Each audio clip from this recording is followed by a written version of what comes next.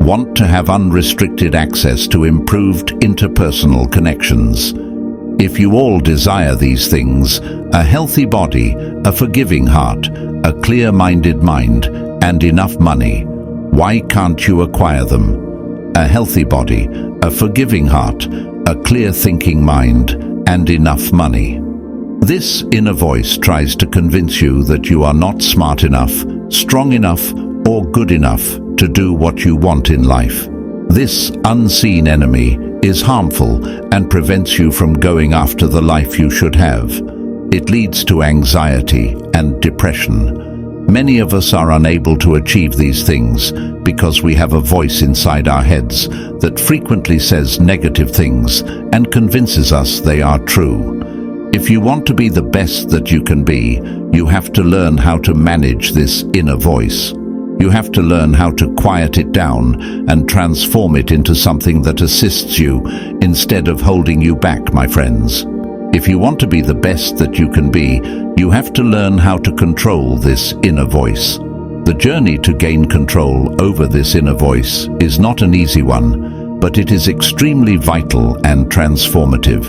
Understanding and becoming masterful of this inner conversation is the key to unlocking all of the gifts that life has to offer. The ongoing discourse you have with yourself determines your reality. It may be your greatest ally or your biggest adversary. Negative self-talk leads you down a dark path. It's like a parasite that feeds on your dreams and aspirations. The good news is that it's entirely within your control to change it. However, if you let the negative voice take control, you've already set yourself up for failure. Negative self-talk plays a decisive role in what you achieve in life. When Thomas Edison was trying to invent the electric light bulb, he encountered thousands of failures. If he had listened to his inner negative voice that said, "You can't do it," the world might have remained in darkness much longer. Instead, he told himself, "I have not failed. I've just found 10,000 ways that won't work." And he kept trying until he succeeded.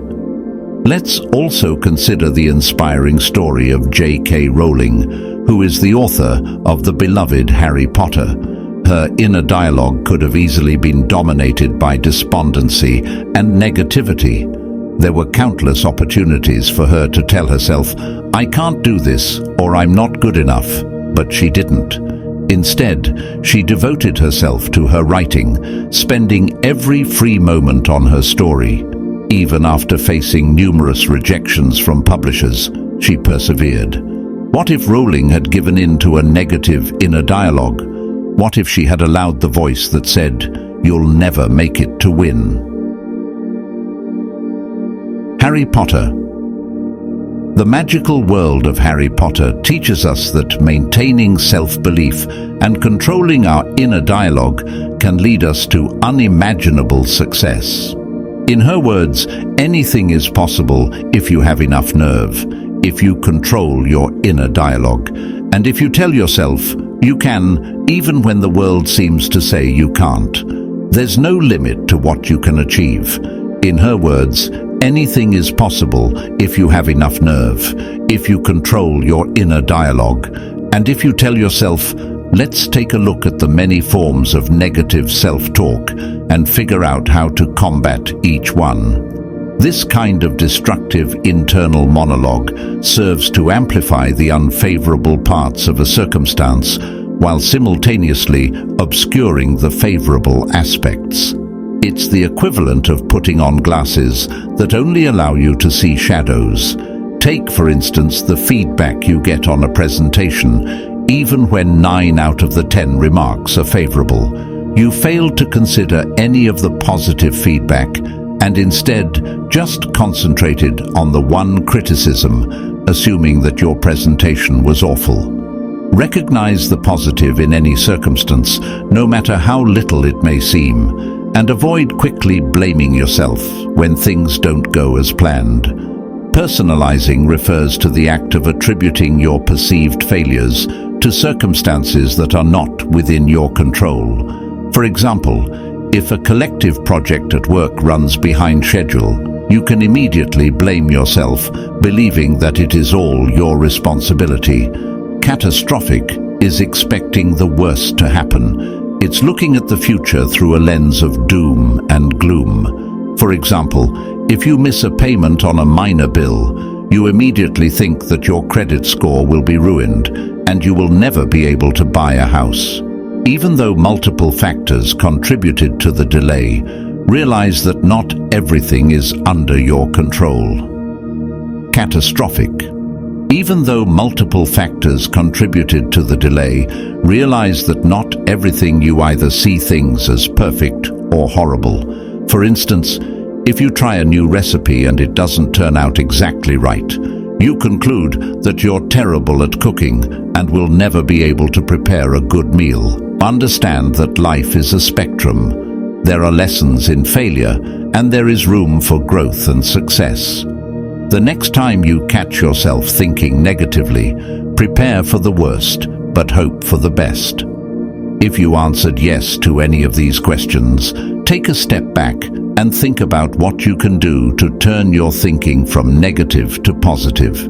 If you are talking negatively to yourself, ask yourself if you are filtering the positive out of this issue, blaming yourself for something that you have no control over, expecting the worst of this, or seeing things as black and white.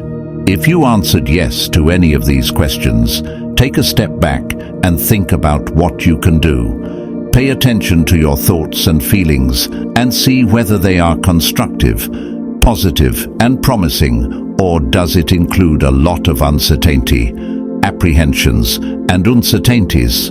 Put these ideas down on paper, recognize them, and don't try to escape them. This is where we are going to begin, confronting unproductive ideas and thoughts.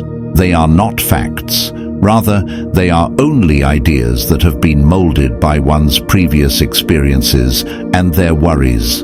Put them to the test for every negative idea they have. Jot down a positive alternative idea to replace the negative one. I can't, but I can, and I will. I can't, but I can. It was said that the way you choose to think and speak about yourself is a choice.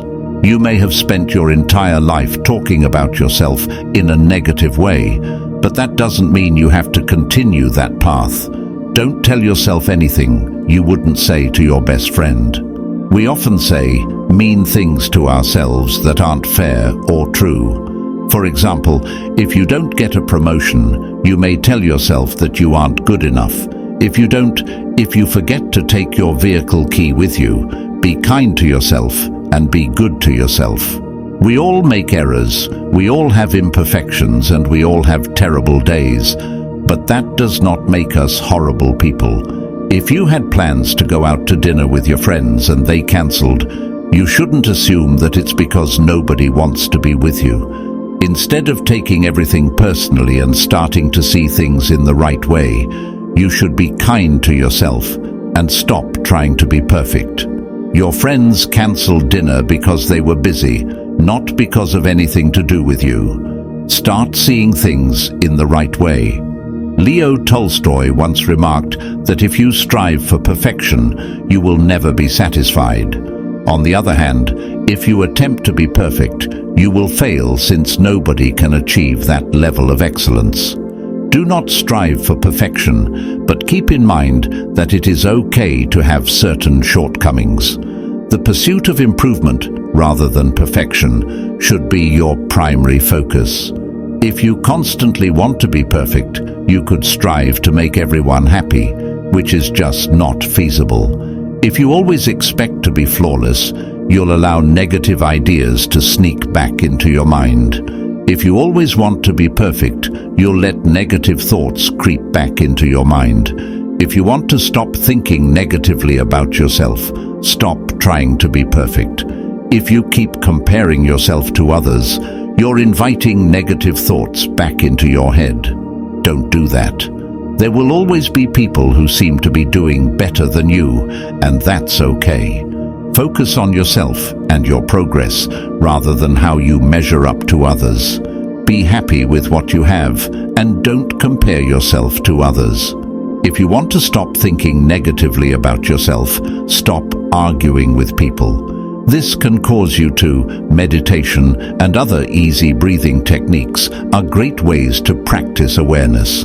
Be in the here and now and let go of any negative ideas that are preventing you from moving forward. Put yourself in an environment where you are surrounded by positive people, literature, music, and experiences that will feed your soul and encourage your new mentality so that you may learn to suppress your inner negative voice. Keep working on it. Make it a daily ritual, and slowly you will see a change. The next time you notice yourself thinking negatively, don't ignore that voice inside your head. Instead, answer it kindly. This way, you can be more understanding and forgiving of yourself. I hope you found today's lesson helpful. If you want to support what I'm doing, please share this with your loved ones and tell me your thoughts. Dialogue doesn't happen overnight. It takes practice, patience, and time.